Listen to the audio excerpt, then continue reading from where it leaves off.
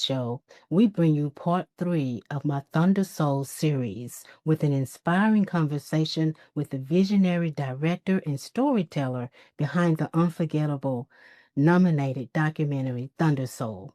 Please welcome Emmy-nominated director and scripted film producer, the multi-talented Mark Landsman.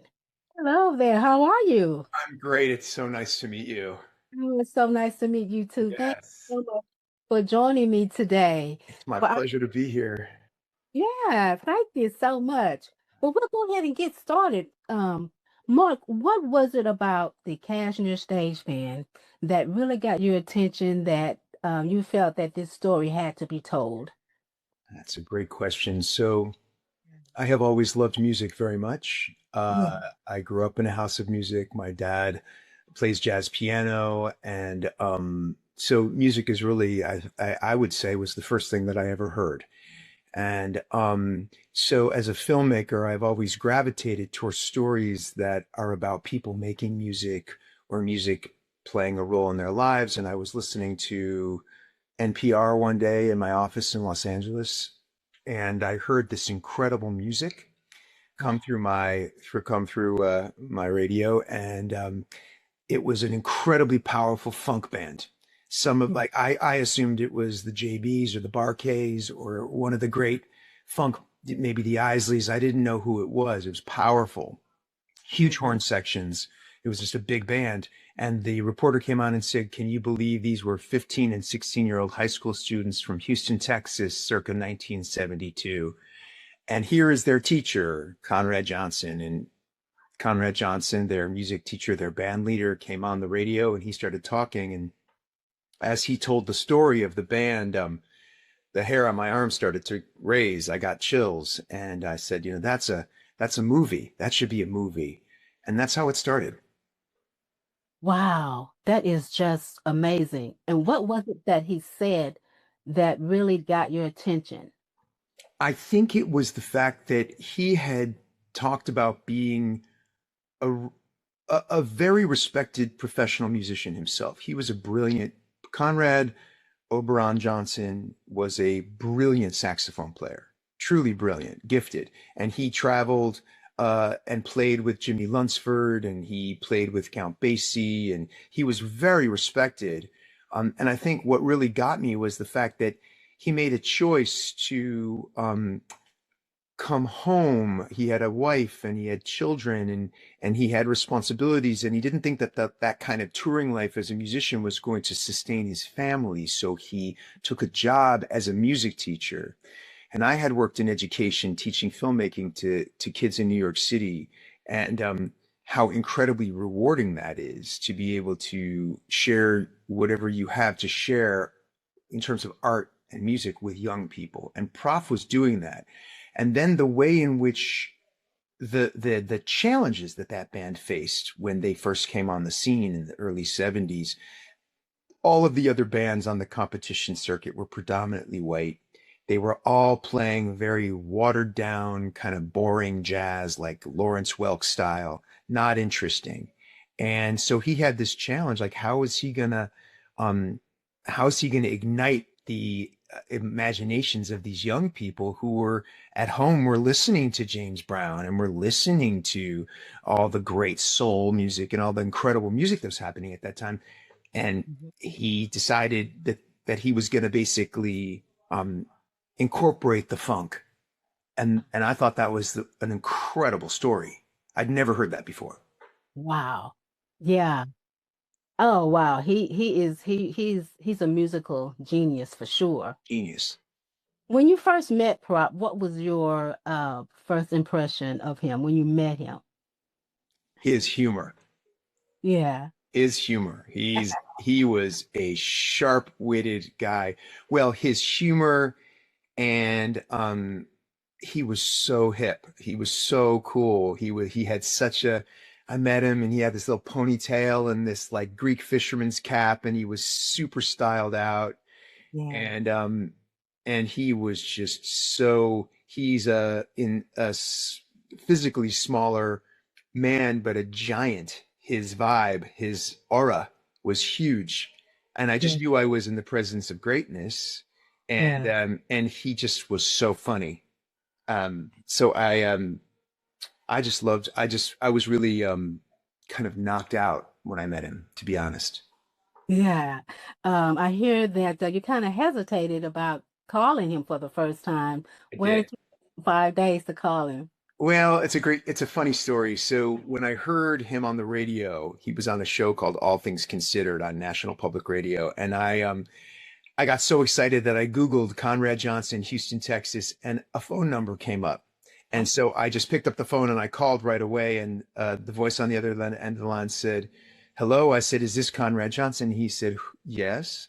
I said, "Mr. Johnson, I'm Mark Landsman. I'm a filmmaker from LA." But going on, and the guy said, "Hold on. This is Conrad Johnson Jr. The man you're listening to is Conrad Johnson Sr. That's my father. Mm. Why do you want to talk to him?" And Uh, so I made my case, and he said, "Okay, here's his phone number."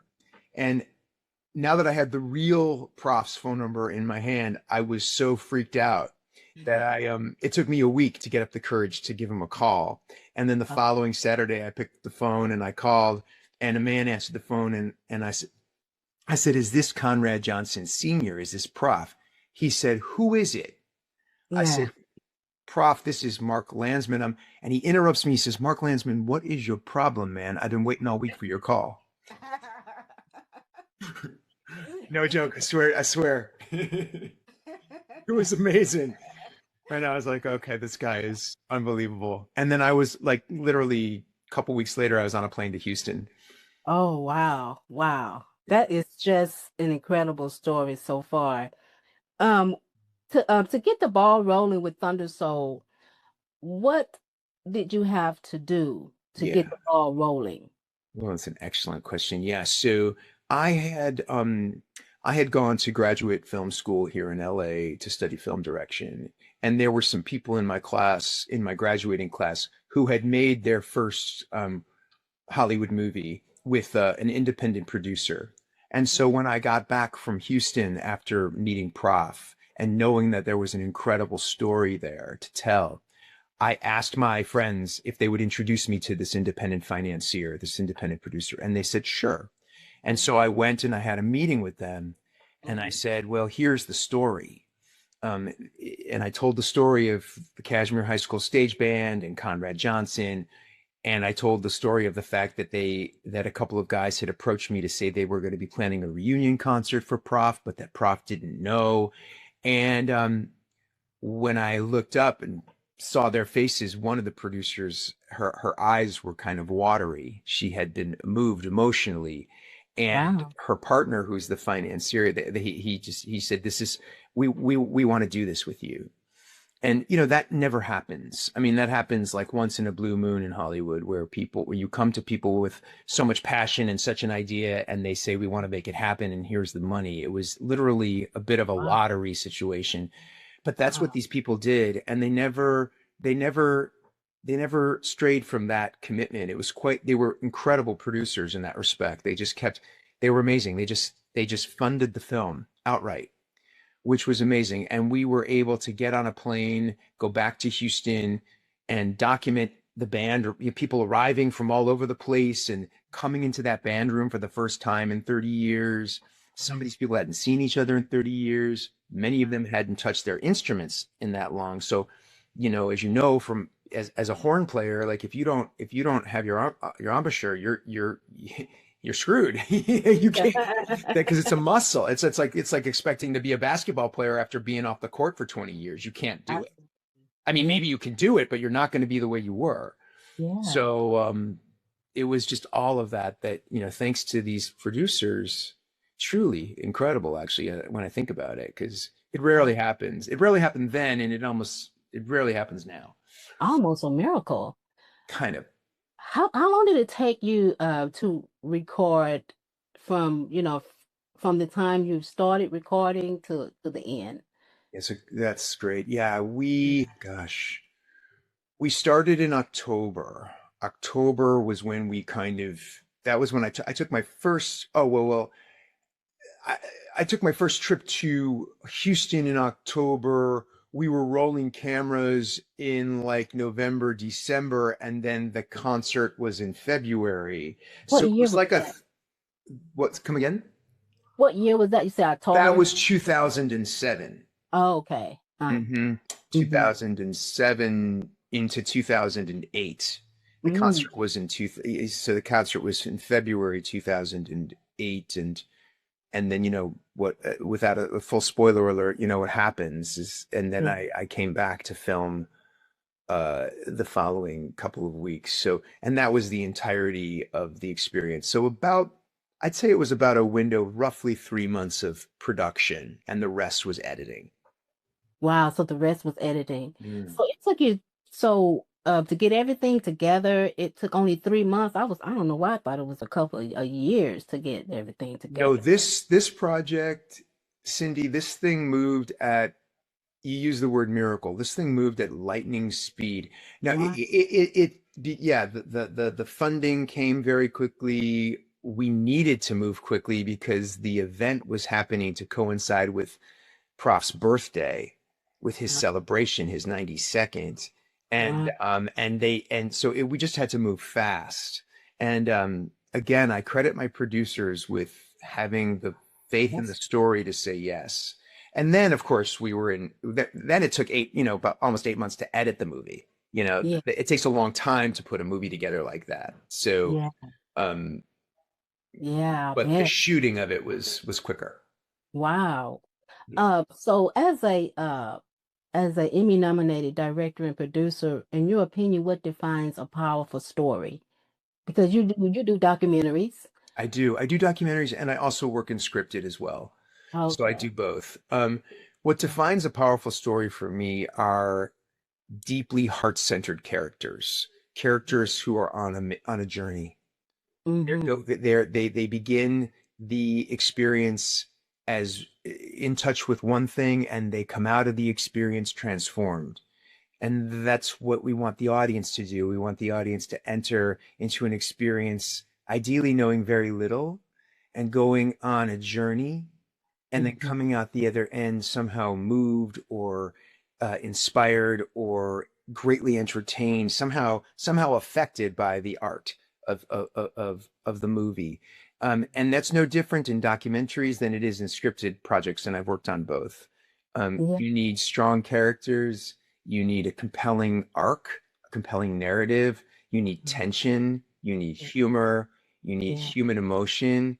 People want to feel, you know, especially Yeah. now in our culture, so shut down, so much isolation, so much division.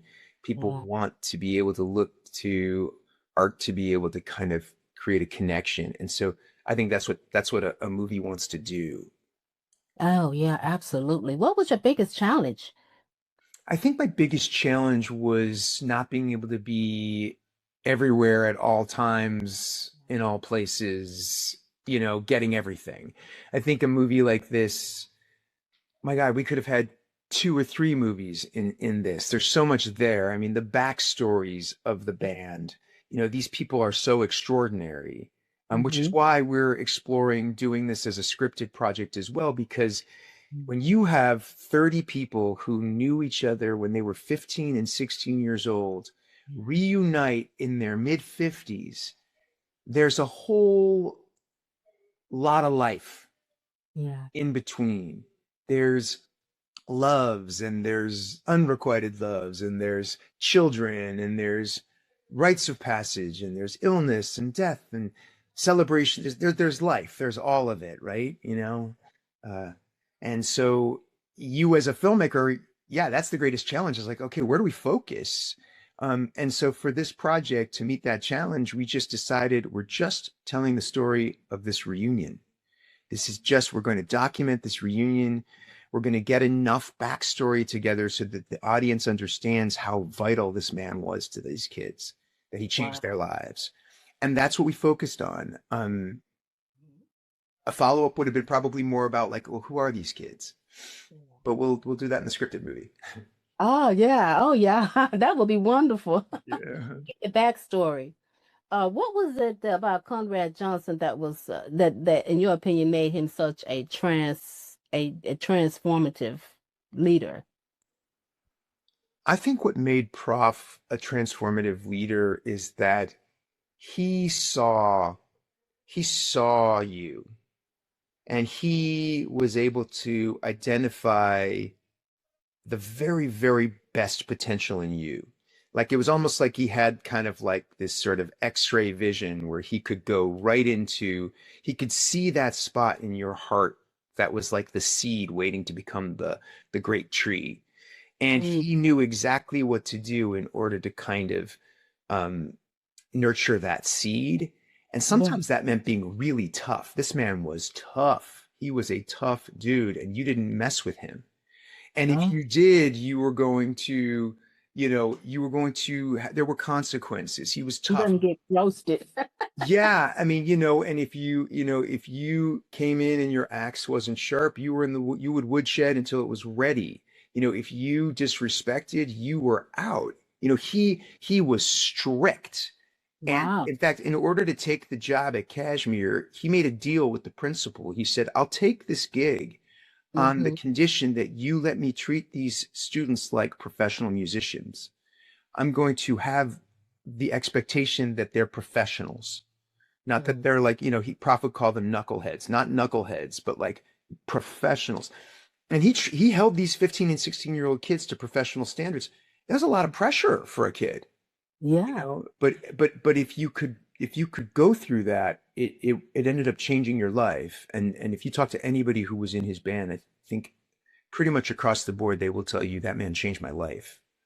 Absolutely, yes. The interviews that I've done with some of the band members, they said that he absolutely changed their lives, and taught them to be, men, taught them identity, and all Men of and that. women. There were women in the And band too. yes, yes, Mighty women. yes, there were also women. So he taught them who they were, gave them an identity, men and the women. And so yeah, that is such a special human being, and I'm sure you could relate to that being a music teacher, teaching high school back in the day in your career as well. Yeah.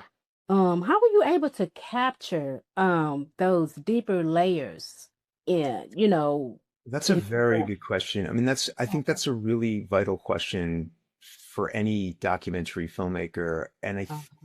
I would say that it's very subjective. It's very personal to each person's style. For me, the answer to that question comes in being deeply present, Mm, being quiet. You're not the show. You're not, you're there to capture the show. The focus doesn't ever want to be on you. You want to be invisible. I mean, yeah, obviously, in order to be invisible in a situation like that, it requires that you build trust as a filmmaker with the people you're filming. And so before I ever arrive on a scene with cameras, I'm going ahead of time with nothing but myself to say, "Hey, I just want you to know that this is going to be done respectfully, and that your story is in safe hands, and that you will be, and that this is there is nothing exploitative here." And we build trust, and yeah, then only when that's able to be established can you say, "Okay, so then let's begin filming." So, and then to be able to kind of know what to film is really about being very quiet and very present in a room, so that you and your camera people can look around and go, "Okay, well, there's a lot happening here, yeah, but what do we need to capture with our cameras that's going to tell an audience what's happening here?" And yeah. that's just the craft of filmmaking, like knowing where to put the camera at any given moment. Mm. Yeah. Which in a And, documentary and you, is changing quickly. yeah, and you did so well. I mean, you captured it so very well. That's It's Sandra Chandler, my cinematographer at the time, the she's cinematographer. kind of a genius. Ah, Yeah. okay. Wow, And some that's other DPs, some other cinematographers we worked with. The cinematographer at the memorial is a cinematographer named Kenny Brown, also very, very, very gifted. mhm. These are cinematographers that can almost see something happening before it happens and get ready to capture it. It's remarkable. Oh, that is remarkable. Absolutely. What was your takeaway from the film? Did it change you in any way? Oh yeah, the making this film changed my life. Changed Oh, my life. wow. I would say that it changed me in all kinds of ways. I think it always, anytime as an artist that you get to do what you love to do, it reaffirms for you why you do it, and it also kind of builds your confidence for the next time because every single film is different. Um, as a human being, I think I was left with just an absolute clarity on how important music education and art education is in the lives of children, Yeah.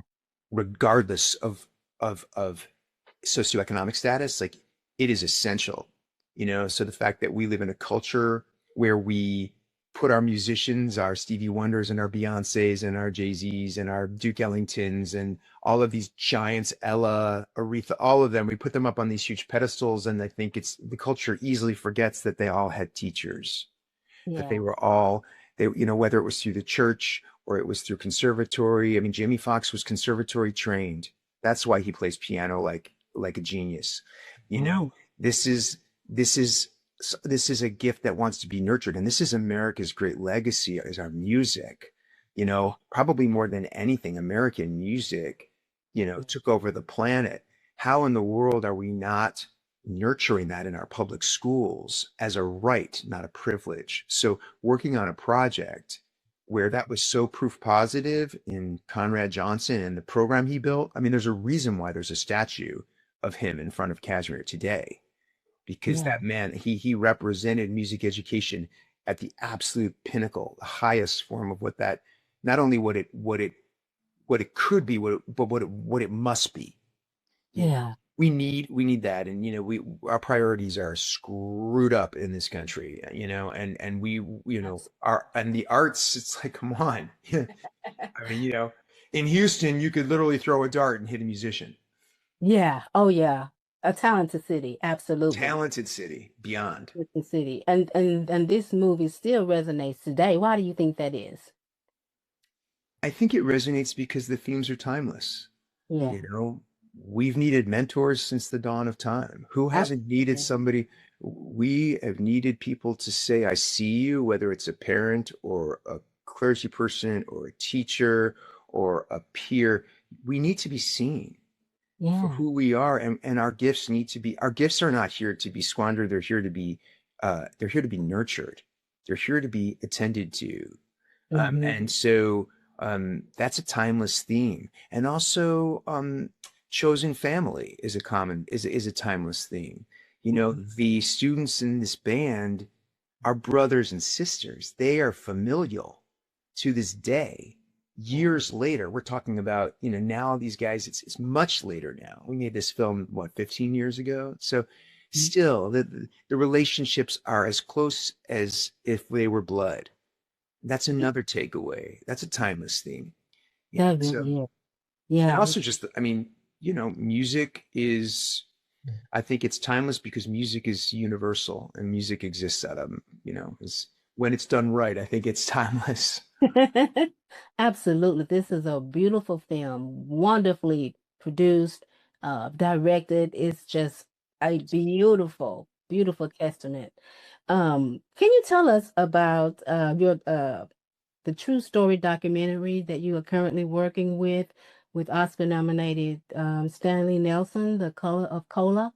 Oh, well, I am just an executive producer on that project, but it is a Oh, remarkable project. And we, as producers, were very, very thrilled to have Stanley Nelson, who is a brilliant documentary director, an award-winning documentary director, uh, take over the helm of that project as the filmmaker.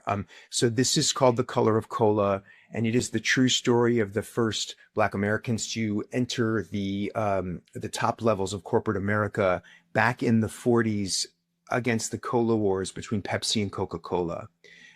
So it tells the true story of these men who flipped the script on not only sort of uh, what corporate America looks like at that time, but also how it markets and advertises to a non-white population. They were the first to come in and do niche marketing and say there's a huge multi-billion-dollar market out there that is the size of Canada in terms of economics that you are ignoring. And so it's the story of how Pepsi becomes this corporation that focuses on that first, but it's really the story of these men and women who made history. Wow. And Amazing. that's premiering in New York City at the Tribeca Film Festival in a couple of months. Oh, okay. All Yeah. right. The Well, Color again, of Cola. It's called The Color of Cola. And it's executive produced by Viola Davis and Juvi. oh, okay. Oh, that's awesome. That's It awesome. is. Oh, wow. Yeah, I would love to get an invite to come to the premiere of that. Yeah. Thank you so much, Mark, for your time. Thank you for all that you have done so far. This movie is, like you said, timeless. And I just want to thank you for being here and sharing your story. Thank you, Cindy. It's really my pleasure. Thank you so much.